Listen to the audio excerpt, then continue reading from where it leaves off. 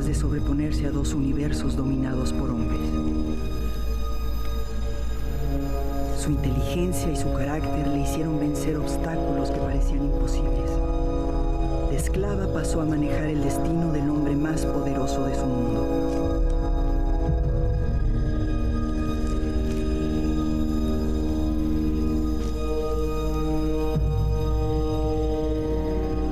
Con coraje se enfrentó a los hombres de tres culturas, a jefes y gobernantes de dos mundos, a dioses y emperadores inalcanzables. Y consiguió hacerse indispensable y admirada por todos. Superando incontables dificultades, esta mujer supo estar a la altura de los más poderosos hombres de su tiempo, sin otras armas que su inteligencia, su perspicacia y su carácter.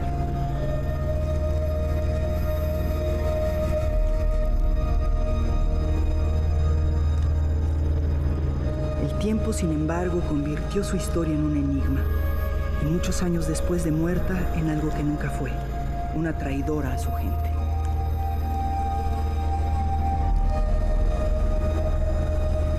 Esa imagen equivocada convirtió su nombre en insulto, en adjetivo de traición y ultraje, eclipsando la figura de una mujer extraordinaria, maltratada y olvidada por la historia.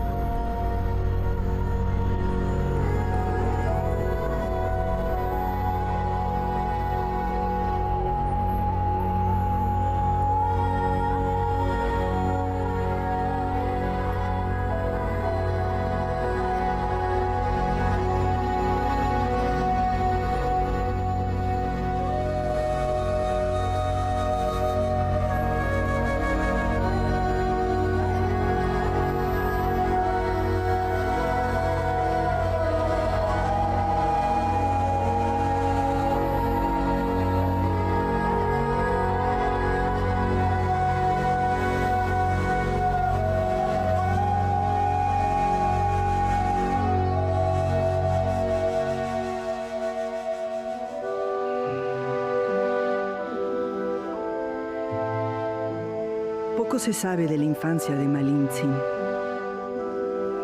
Por los testimonios que tenemos de sus orígenes, nació entre 1501 y 1504, en la zona central del actual México. Según contaron sus descendientes, fue en Oluta, una región localizada al sur del actual Veracruz. Su madre probablemente fue una de las concubinas de un noble, pero como todos los niños en las sociedades nahuas, Ma Lin-sing nació libre.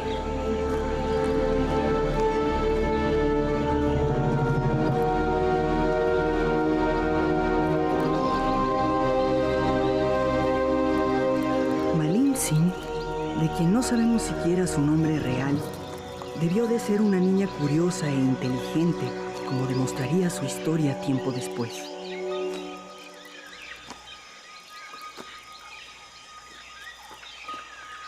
Una inteligencia y curiosidad que le iban a hacer falta muy pronto para sobrevivir y prosperar.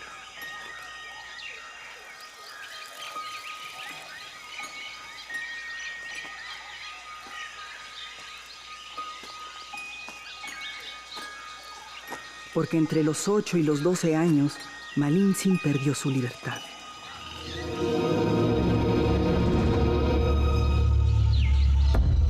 Traficantes de esclavos la llevaron al mercado de Xicalango, donde un noble maya la compró junto con otras tlacotli, palabra náhua que significa algo similar a nuestra idea de esclavos.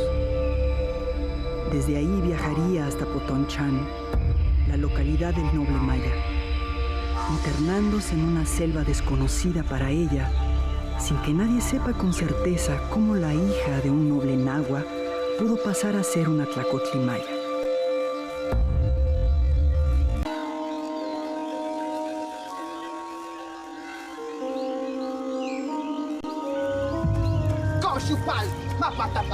El cambio de sociedad no debió de alterar la inteligencia y curiosidad de la niña que, con toda probabilidad, la delatarían como una tlacotli entrometida y, por tanto, incómoda.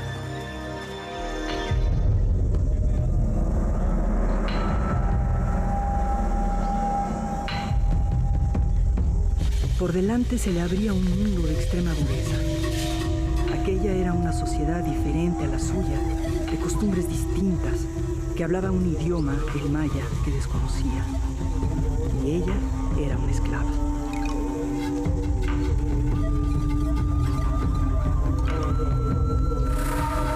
Había llegado al estrato social más bajo en un mundo ajeno al suyo.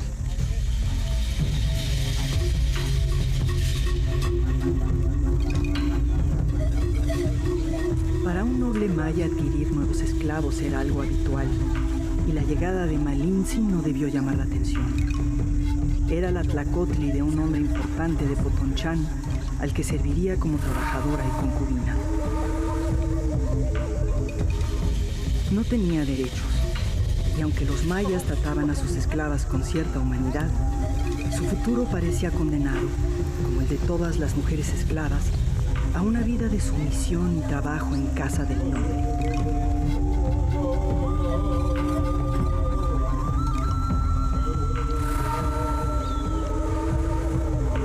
Y así fue durante los siguientes 10 años. No sabemos nada del tiempo que pasó Malintzin como esclava maya. Como el resto de sus compañeras, asumiría sus obligaciones con resignación, pero Malintzin no era como las demás. Esclava o no, su curiosidad e inteligencia seguían más despiertas que nunca.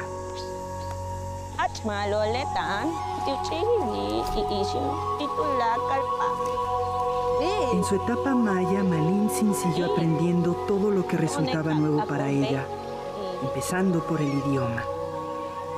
El dominio de los 2 idiomas más importantes de aquellas tierras iba a cambiarle la vida, porque los mensajeros traían ya rumores de unos seres extraños venidos de más allá del mar. Para unos, hombres, para otros, dioses, y para muchos de aquellos mayas, demonios.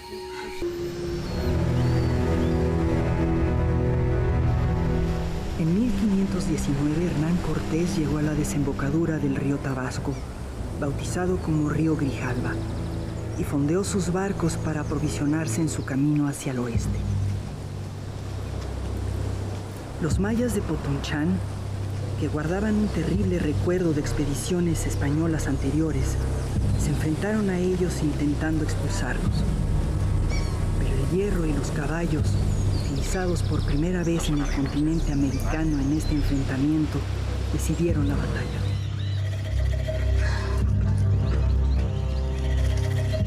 Los guerreros de Potonchán ya habían luchado y vencido a los españoles de la expedición de Francisco Hernández de Córdoba 2 años antes. Entonces mataron a la mitad de los españoles e hirieron al resto. Pero esta vez volvían a casa derrotados.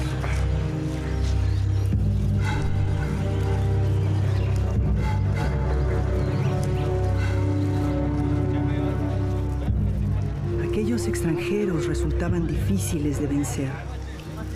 Los guerreros supervivientes contaron el poder de las armas de los hombres venidos del mar, de sus terribles animales de batalla, de sus corazas que ninguna flecha o lanza podía atravesar. La violencia no había dado resultado. Si querían alejar de ahí a los extranjeros, deberían utilizar la diplomacia. Y entre los pueblos mesoamericanos, una de las armas diplomáticas más efectiva y más utilizada era la entrega de mujeres. Algo que a Malintzin, una esclava entrometida, le iba a cambiar su destino. Los mayas regalaron 20 mujeres a los españoles, y con ellas consiguieron que continuaran su camino hacia el oeste. De esta forma, la hija de un noble nahua que había sido 10 años tlacotli de los mayas, pasaba ahora a ser una esclava y concubina de otro pueblo extraño, ajeno a todo lo conocido en Mesoamérica, pero igualmente dominado por hombres.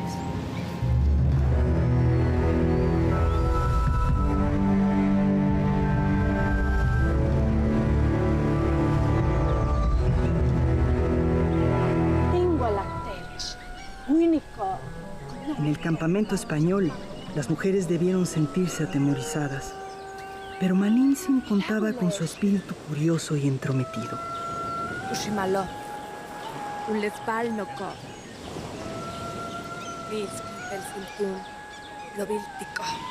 Todo alrededor era nuevo. Lo que para la mayoría de las mujeres regaladas era atemorizante, para ella se perfilaba como una nueva oportunidad, un campo ilimitado de sorpresas y aprendizajes.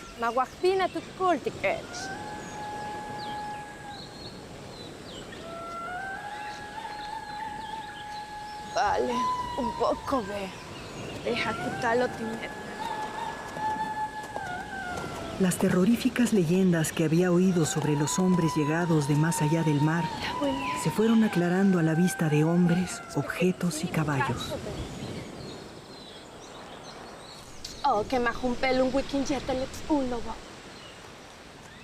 A diferencia de las mujeres que eran hijas o hermanas de nobles, ellas eran esclavas con las que los españoles podían hacer lo que quisieran. El caballo tiene problemas con herradura. La suerte de Malintzin parecía haber empeorado. Si quería tener alguna posibilidad, debía aprender aquel idioma nuevo y hacerlo deprisa.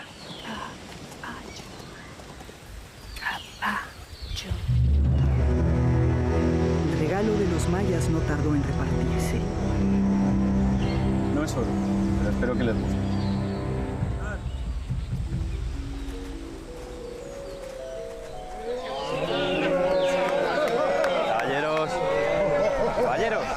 ¡Caballeros! Un poco de silencio. No somos animales. Cortés mandó bautizar a las indígenas y ya con nombres cristianos, las fue emparejando con sus hombres. Los que no tengan fortuna, que no se impacienten. Con seguridad, pronto recibiremos nuevas mujeres en el campamento. Malintzin llamó la atención de Cortés desde un principio. Malintzin la bautizaron Marina, el primero de sus nombres en pasar a la historia, y del que seguirían posteriormente Malina, Malintzin y Malinche. Cortés continuó su viaje costeando hacia el oeste. Su siguiente escala, en San Juan de Ulúa, iba a ser el escenario de un encuentro que cambiaría la historia de España y México. La presencia de las grandes naves de los españoles no pasaba inadvertida. Capitán Cortés. Moctezuma sabía por sus informantes del avance de los extranjeros por la costa y mandó emisarios para obtener información e intentar disuadirles de seguir avanzando por medio de regalos. Nipalcinco yeguatzin, ingueitlactocatzin motecuzumatzin, tamechpalhuilia y tecuillo, ingueitenochtitlan. Aquellos emisarios hablaban el náhuatl, un idioma que ninguno de los españoles conocía, incluyendo Aguilar, aquel náufrago rescatado del cautiverio maya que había aprendido la lengua de sus captores. Pero para fortuna de Malintzin, el náhuatl era su lengua natal. Lo siento, capitán. No entiendo lo que dice. No hablan el idioma que conoces. Esto no es maya, capitán. Son gentes del interior, de esos que llaman mexicas, que han dicho algo de Tenochtitlan, la ciudad que nombraron los mayas en el río Grijalva. Maldita sea, Aguilar, ahora resulta que nuestra lengua no habla el idioma de los que más nos interesan. Esto no es maya. No es maya. De tío ve. Mexica o ve. Para Malintzin, los mexicas eran enemigos, los opresores a los que los suyos rendían tributos. Kutalo ti tenochtitlane. Kutasitun. Ya, civile. ¿Entiendes lo que dice? ¿Qué ha dicho? Marina dice que son emisarios de Moctezuma, el Tlatoani de Tenochtitlan. Nos envían regalos de bienvenida, capitán.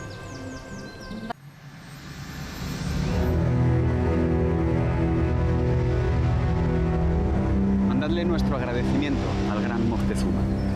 Kazak.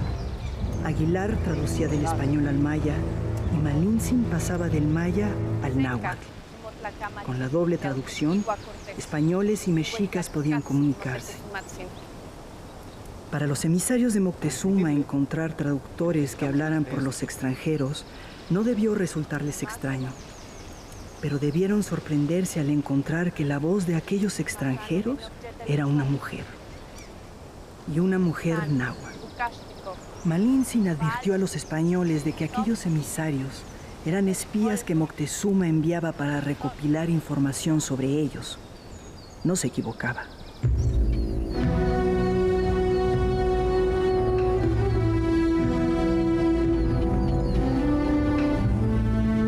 Cuando Moctezuma recibió a sus emisarios, comprendió que a los extranjeros no los detendría con regalos. Sus caballos, barcos y armas le llamaban la atención. Tecutle, no te cuyoe, otiquinista, oxenca kipanawia, ingüehue y masa, iwan innahuatil huesca, tlalitla. Pero aún más le sorprendió descubrir que la lengua de aquellos poderosos extranjeros era una mujer local, una de ellos. Aquí llego a Tinsigot. Inyehuat isihuatlatolcuepani, initoca malina, casihuat, tatechpowi, ni cantinemi, quintlacamati. Aquella extraña mujer, Marina, iba a colaborar para cambiar la historia del hombre más poderoso de Mesoamérica.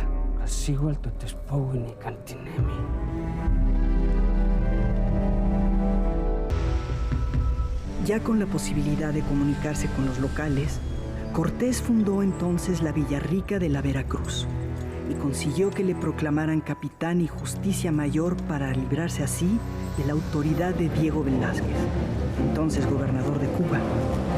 Aquello provocó que algunos de sus hombres, fieles a Velázquez, intentaran desertar. Cortés aplicó la justicia imperante en la España del siglo XVI, una justicia implacable y cruel.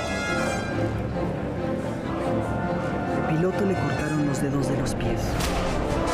A los marineros les propinaron 200 azotes. Y a los instigadores los ahorcaron.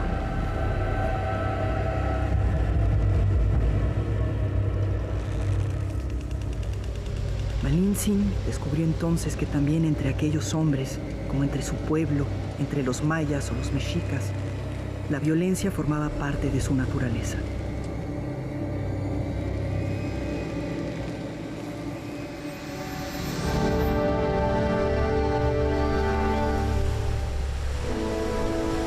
El intento de deserción tuvo consecuencias más allá del castigo corporal.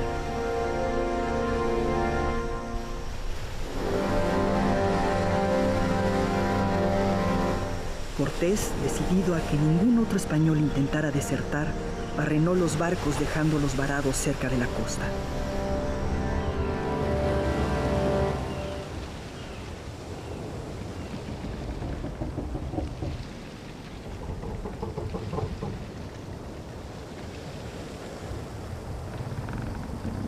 Ninguno de sus hombres levantó la voz.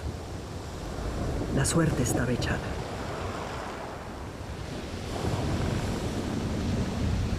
Cuesta imaginar cómo pudo interpretar Malintzin aquel gesto inesperado. Las casas flotantes de los extranjeros se hundían frente a ellos.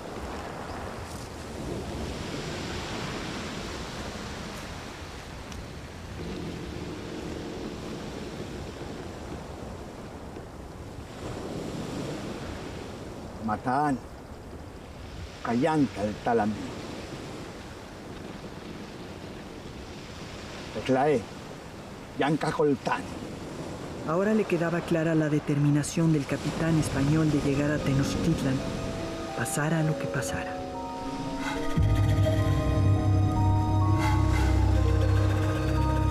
Al campamento de Veracruz se acercaron unos indígenas distintos. No eran mayas, sino miembros de un pueblo diferente. Un pueblo sometido por los poderosos mexicas. Y Malintzin, al verlos llegar, salió a recibirlos.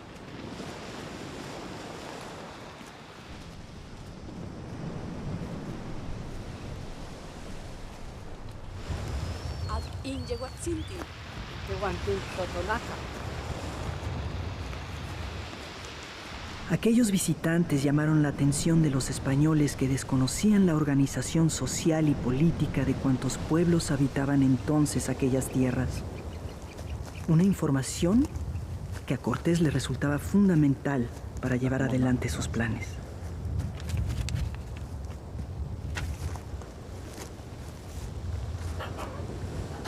Totonacao.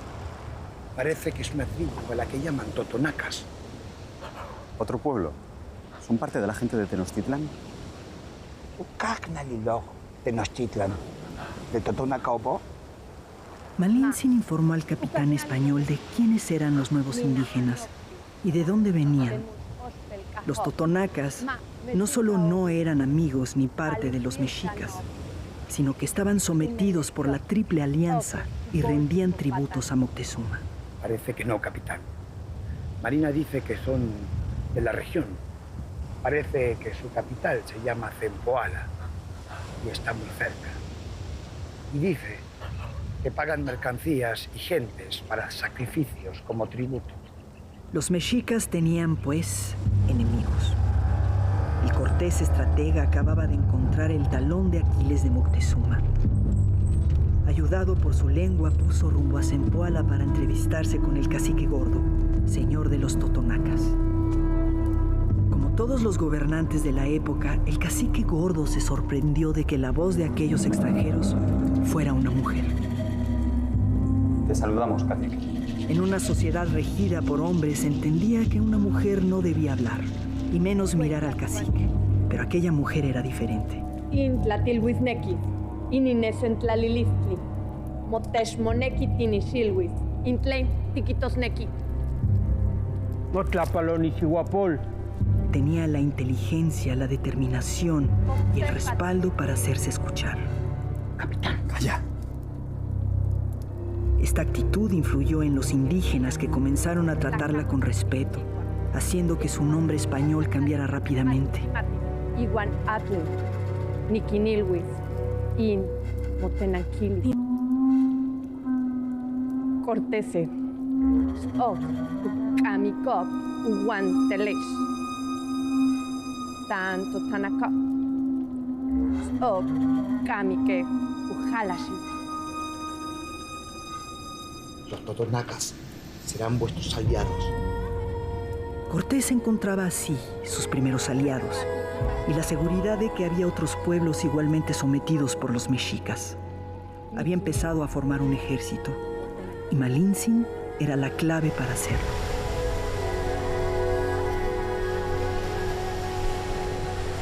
Los totonacas sellaron la alianza regalándoles 8 mujeres.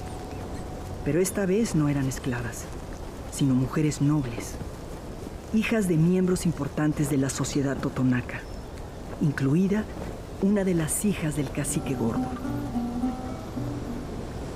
Las mujeres se repartieron de forma aleatoria.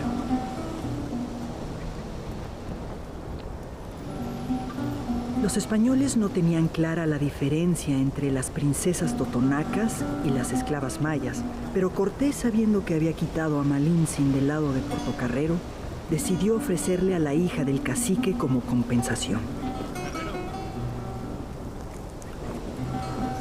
A esas alturas, Malintzin era demasiado valiosa como para separarse de ella, y uniendo intereses ambos estrecharon sus lazos.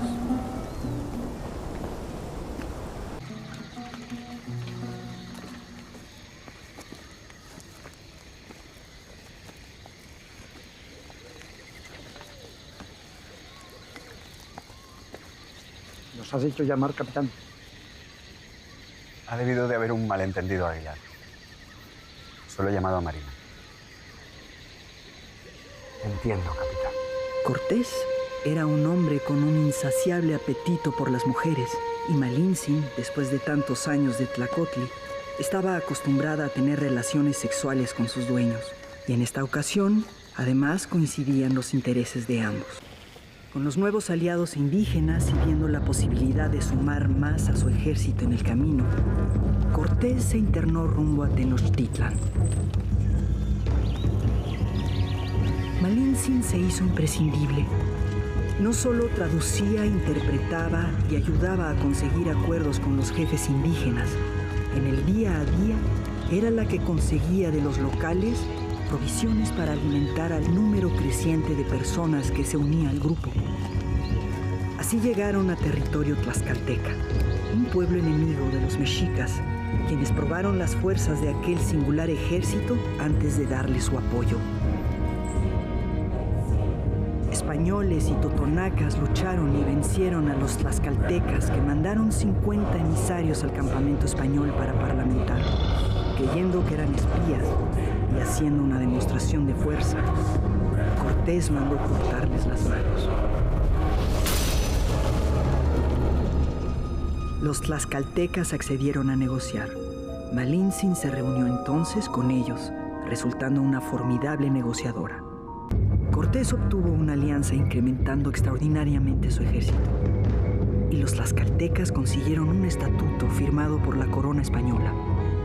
Unos privilegios y mercedes que se mantendrían hasta el porfirismo. Con la ayuda de Malintzin, Cortés había conseguido reunir un ejército de miles de indígenas.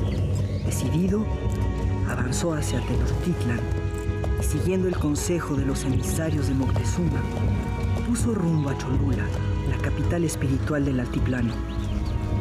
Pero la gente de Cholula eran amigos de los mexicas y enconados enemigos de los tlaxcaltecas, y no estaban dispuestos a admitirlos en su ciudad sin luchar.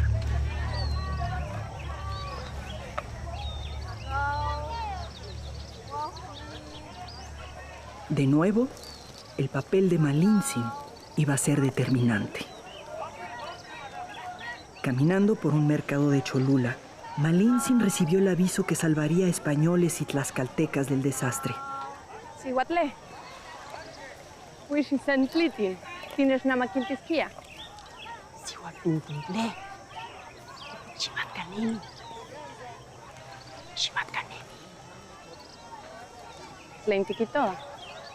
Motexmoneki. Nino matcanemi tleika. Moctezuma quería parar a toda costa la llegada de los extranjeros a Tenochtitlan y a la vez le interesaba probar las fuerzas de ese ejército creciente por si llegaba el momento de combatir con él. Ayudado de sus aliados cholultecas, organizó una emboscada mortal en Cholula. Pero una anciana vio con buenos ojos a Malintzin y, queriéndola para su hijo, le avisó del peligro que corría. Tencacuali moyolotzi. Yese inogui. Tikimitoa. Atuniquita. Cabiquis que en español es. Los cholultecas habían tapiado algunas calles y preparado trampas en otras con estacas aguzadas en el fondo para intentar acabar con los caballos. Parece que en las azoteas habían almacenado piedras y que entre 20 y 50,000 mexicas les esperaban en las afueras para acabar con ellos en caso de huida.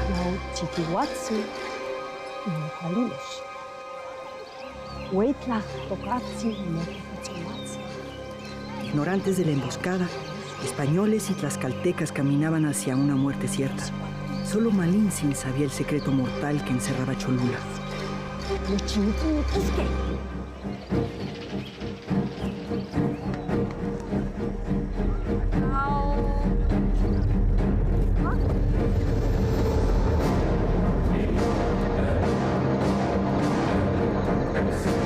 Prevenido Cortés, los españoles y miles de tlaxcaltecas sedientos de venganza atacaron sin piedad a los cholultecas en una matanza que duró 2 días.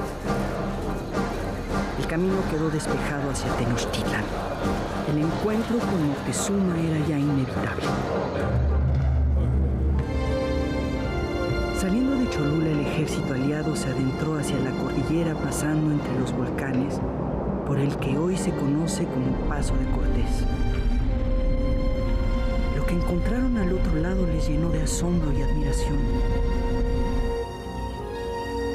En mitad del lago de Texcoco, comunicada con las orillas por calzadas perfectamente trazadas, despuntaba la mágica Tenochtitlan, su ansiada meta. Ante la proximidad de los extranjeros y el ejército indígena que comandaban, Moctezuma se reunió con sus nobles para decidir si atacaban o les recibían como amigos. Catitesh monequín ashkan tikin yauxilahuisque, cois tikimati tleitiquitoa, senca huicayot, in yo tlatquiwan, huichatesh amo, in yo ticaki, El tlatoani se debatía entre el ataque bélico que le dictaba la razón, la curiosidad que alimentaban los dibujos traídos por sus espías y una cierta superstición religiosa que marcaba su vida.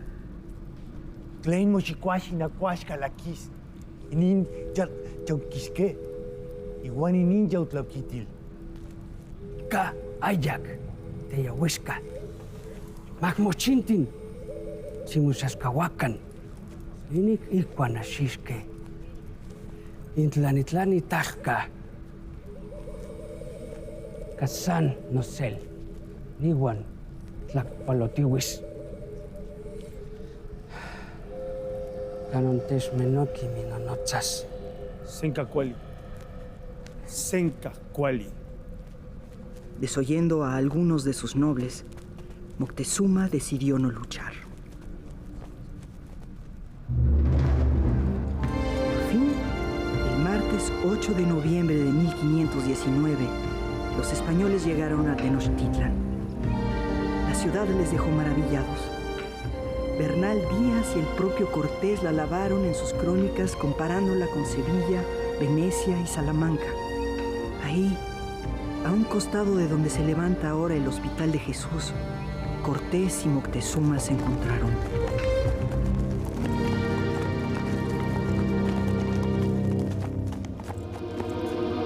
Las diferencias en el protocolo de ambos mundos tuvieron que ajustarse de forma improvisada. Pero probablemente lo que más escandalizó a Moctezuma y a sus nobles fue la osadía de Malintzin. Tecuyoe. No Tecuyoe. Motecutzomatzine. Nadie osaba mirar directamente al tlatoani, pero aquella india desvergonzada no solo le miraba directamente a los ojos, sino que le hablaba en representación del jefe extranjero y del poderoso ejército invasor que comandaba. La que fuera esclava hablaba ahora, de tú a tú, con el hombre más poderoso de su mundo. En un mundo regido por hombres, una mujer estaba conduciendo el destino del más poderoso de ellos. Era el eslabón para que los jefes de dos mundos diferentes se entendieran. Interpretaba y participaba de forma activa en las conversaciones, buscando los intereses de españoles e indígenas aliados. Unos intereses que eran los suyos. Kukikikamik ahau. Beishan kukatik. Bashkin. Áviles. ¿Quieres saber cuánto tiempo vais a quedaros? Aguilar únicamente traducía. Malintzin analizaba la conversación y participaba. Su imperio es tan asombroso que necesitaremos algún tiempo para conocerlo, aunque sea superficialmente. En un mundo de hombres, las mujeres estaban jugando un papel fundamental en el momento histórico más importante de México. Malintzin se hacía cada vez más necesaria. Su inteligencia y su dominio de los idiomas incrementaban día a día su poder. Y como tal, era tratada y respetada. A la que fuera tlacotli de mayas y españoles, le servían ahora tlacotin de sus enemigos. En el palacio de Axayacatl, tratada con respeto y valorada, por primera vez empezó a tener un futuro por delante.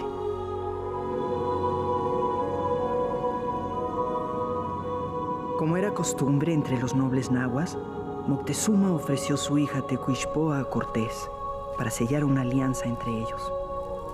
En muchas sociedades indígenas, la línea matriarcal era la transmisora del poder, la encargada de validar y transmitir la jefatura dinástica. La joven princesa mexica cumplía así un papel diplomático de extraordinaria importancia. Sigualpincintle. Tlashimotlalilian. Para la princesa, Malintzin debió resultarle de una clase inferior. Había sido esclava y provenía de un pueblo sometido por su padre. Ni ella ni los extranjeros debieron gustarle nunca. Y en cuanto tuvo ocasión, escapó con sus hermanas de los españoles.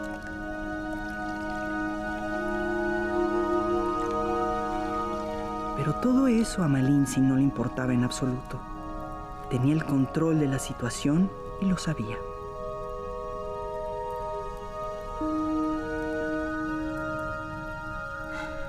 Los días cómodos en Tenochtitlan duraron poco para Malintzin.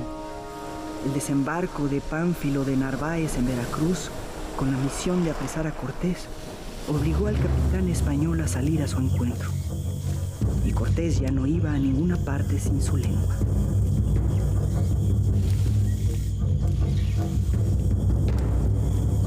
Malintzin, que jamás montó a caballo, le siguió con cierta intranquilidad. En Tenochtitlan, Cortés dejaba al mando a Pedro de Alvarado, un hombre fiel al capitán español, pero violento e imprevisible. Imitando la masacre de Cholula, Alvarado provocó una matanza en el templo mayor de Tenochtitlan, cuando 600 señores y capitanes mexicas se reunían desarmados para una celebración religiosa.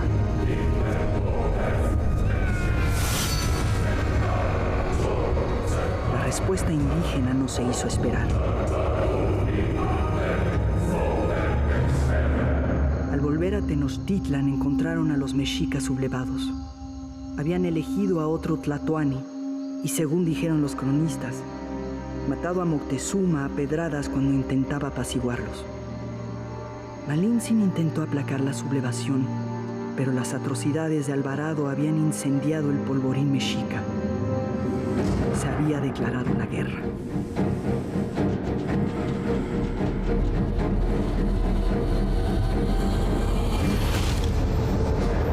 En la conocida como Noche Triste, los españoles y sus aliados huyeron por la calzada de Tlacopan, perseguidos por los mexicas. 150 españoles y más de 2,000 indígenas aliados murieron aquella noche.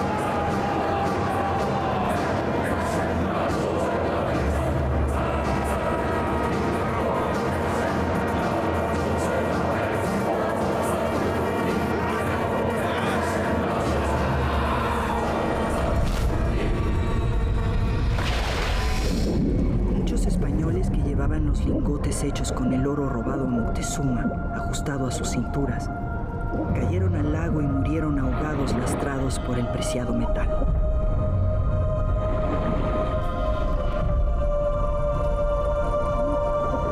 Y el lago de Texcoco se tragó el tesoro de Moctezuma para siempre.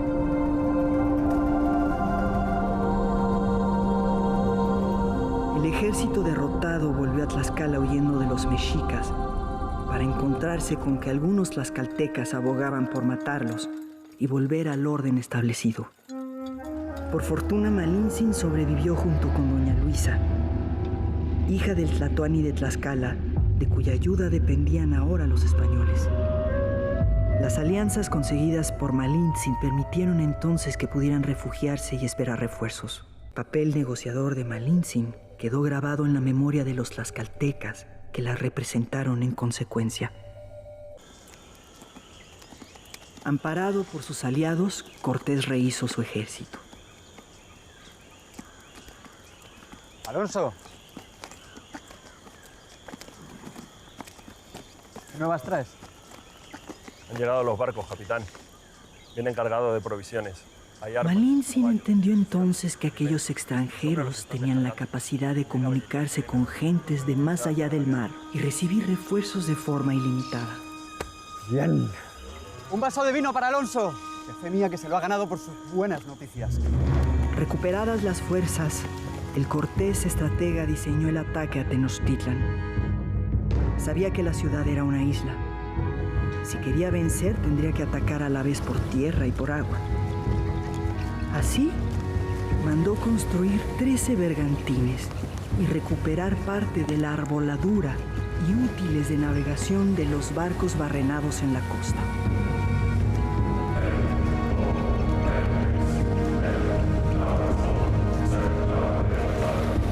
Cortés sabía que su mayor fortaleza era el ejército creciente de indígenas que se les iba uniendo gracias a las negociaciones de Malintzin.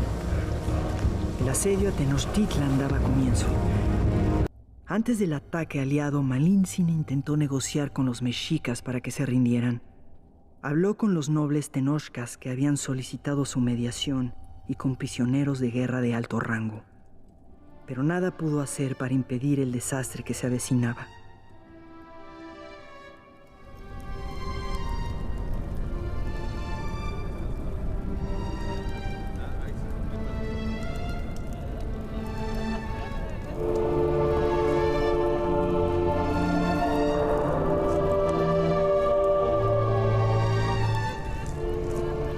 Tras meses de asedio y abatidos por enfermedades llegadas de Europa, el 13 de agosto de 1521, los Tenochcas perdieron la batalla.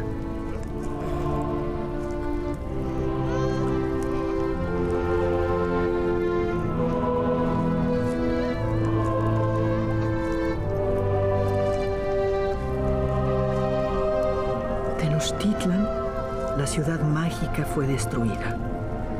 Hombres, mujeres, niños y ancianos abandonaron la capital, dejando atrás sus vidas, sus enseres, su historia. Era el final de una ciudad y una cultura cuyos restos aún siguen asombrando al mundo.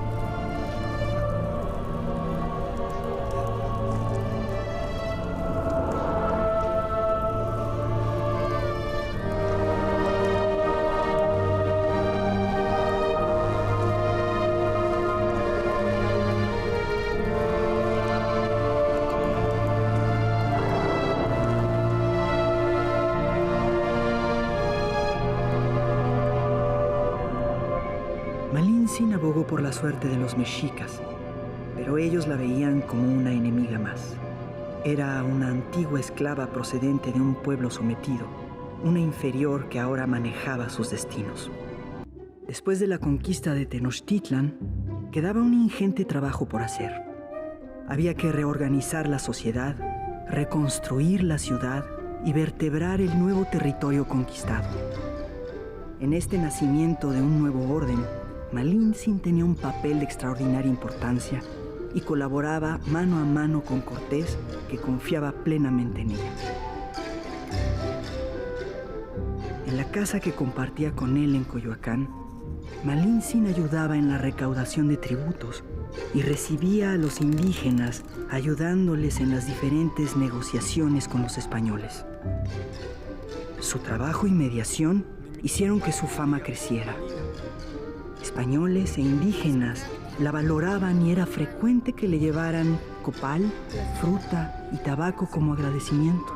Ya había más traductores, sí, pero ninguno con las habilidades políticas de esta extraordinaria mujer, a la que españoles e indígenas debían su triunfo.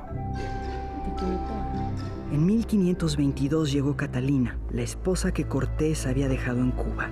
La española llegaba enferma y, confrontada con su esposo, murió en la primera noche tras discutir acaloradamente con Cortés en público, despertando la sospecha de que éste la había asesinado. A Malintzin no debió importarle esta ni ninguna otra de las muchas mujeres de Cortés. En las mismas fechas de la llegada de Catalina, viviendo ya en su propia casa, doña Marina dio a luz a Martín. Buenos días, Marina. Malintzin le había dado el primer hijo varón al conquistador, un heredero mestizo al que Cortés siempre quiso y del que se dijo fue su favorito.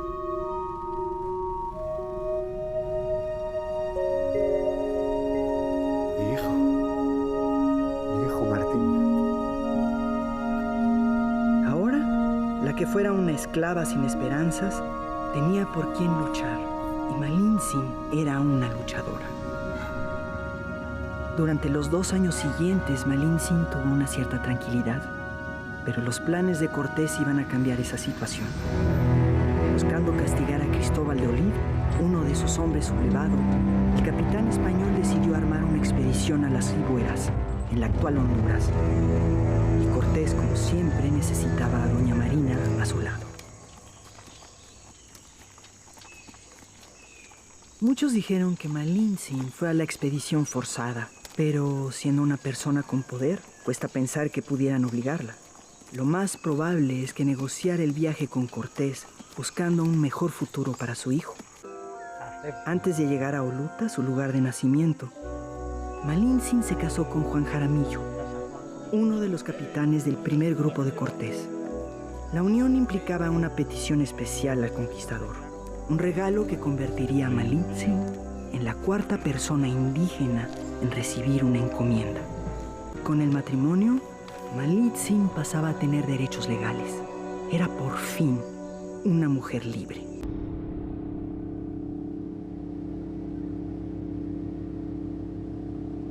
La expedición siguió su agotadora marcha rumbo a las Cibueras.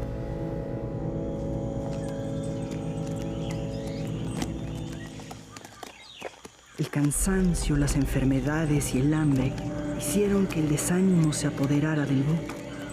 En aquella penosa situación, Malitzin era la que les abría camino negociando con los mayas locales que les informaban y les traían provisiones.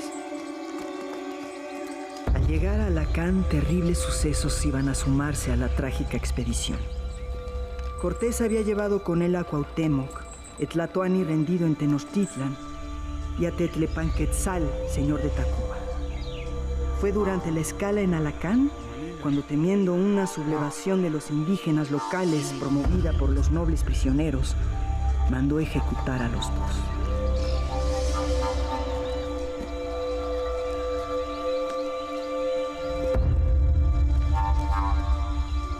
Malitzin asistió a las últimas palabras del Tlatoani.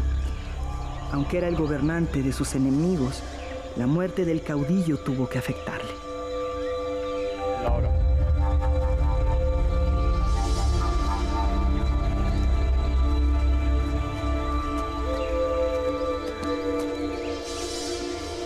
Fue la última persona en oír hablar a Cuauhtémoc, la única que oyó sus últimas palabras.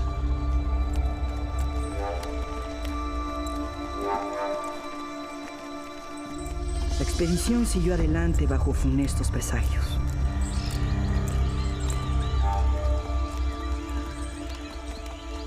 Fue entonces cuando, interrogando a unas mujeres, Malitzin se enteró de que unos españoles acampaban en Nito, a 2 días de ahí.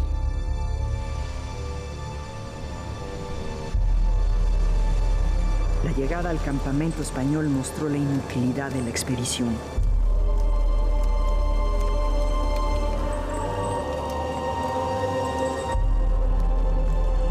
El rebelde Cristóbal de Olida había muerto y sus hombres yacían en su mayoría víctimas de heridas y enfermedades. El desánimo fue demoledor.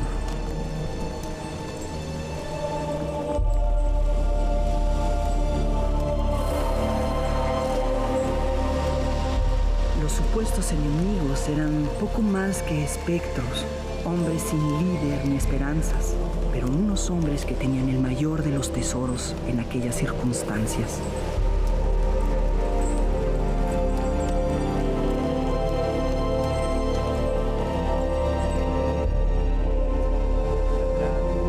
Cortés no perdió el tiempo.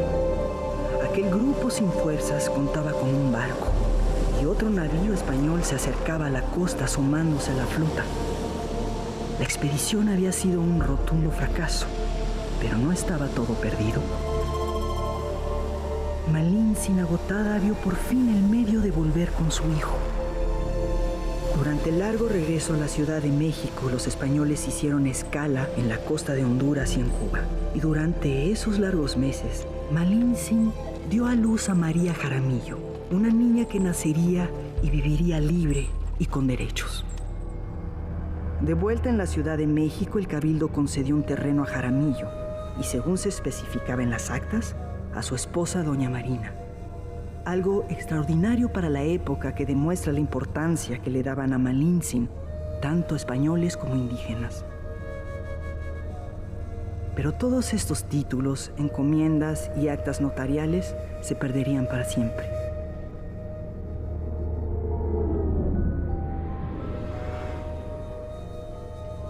La década de 1520 fue caótica en la Ciudad de México. Todos los españoles de la Nueva España se vieron involucrados en pleitos judiciales por sus propiedades.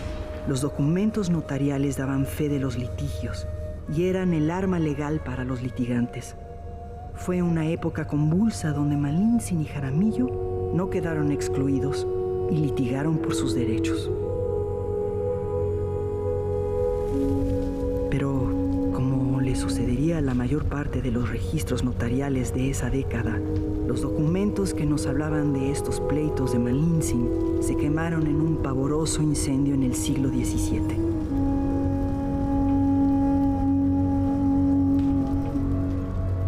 Una vez más, la falta de registros desdibujó la historia de esta mujer extraordinaria.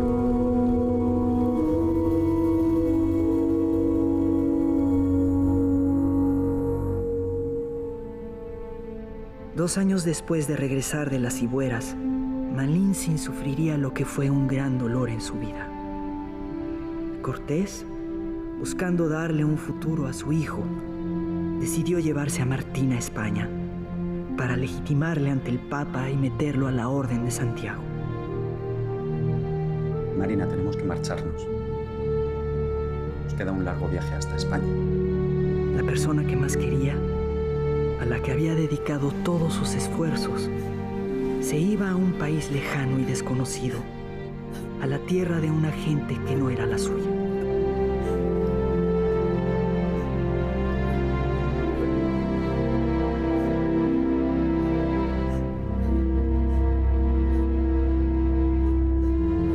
Vamos, Martín.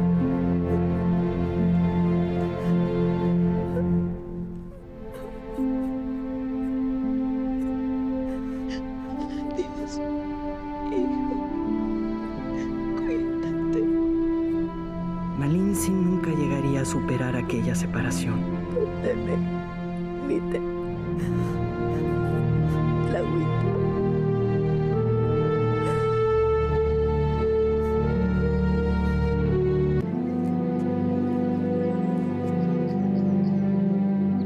Abatida por la separación, afectada por enfermedades europeas y cansada de una intensa vida de esfuerzos, Malintzin desapareció de la historia, y sin que sepamos cómo, cuándo o dónde, murió.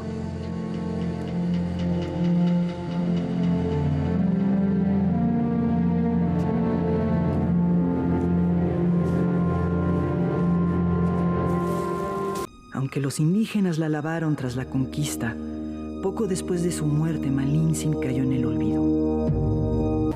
A pesar de la ayuda que le prestó a Cortés, en sus crónicas el conquistador solo la menciona en 3 ocasiones. Los cronistas españoles ocultaron su papel porque les quitaba protagonismo, pero todos la respetaron. Todos menos 2.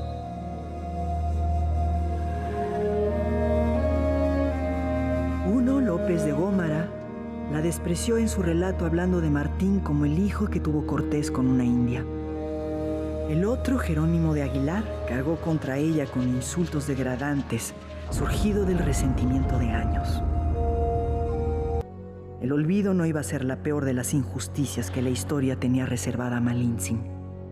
A partir del siglo XIX, diferentes malinches surgieron de la ficción con intenciones políticas. La malinche de clase baja, esclava y servil, la promiscua casquivana que saltaba de cama en cama, la malvada traidora que vendió a su pueblo prefiriendo a los españoles que a una supuesta nación indígena, o la integrista cristiana que dio la espalda a sus dioses natales, ocultaron a la Malintzin real, convirtiéndola en una enemiga de México. Una nueva Malintzin surgía para servir a los intereses de un México independiente de España, una malinche traidora. Malintzin es la niña noble que perdió su libertad. Es la esclava que aprendió idiomas. La mujer que fue entregada como ofrenda de paz. La intérprete que se hizo valer con su inteligencia entre hombres extraños de más allá del mar. Malintzin es el espíritu de superación, la determinación para alcanzar lo imposible, la inteligencia para ganarse el respeto del contrario, la capacidad de sufrimiento para llegar a la meta. Lejos de ser una traidora, Malintzin es, en definitiva, un ejemplo para todos. A Malintzin la quisieron los indígenas. La utilizaron y escondieron los españoles. Y la odiaron y calumniaron los triunfadores de la independencia. Pero poco a poco su memoria va resurgiendo apoyada en los textos históricos.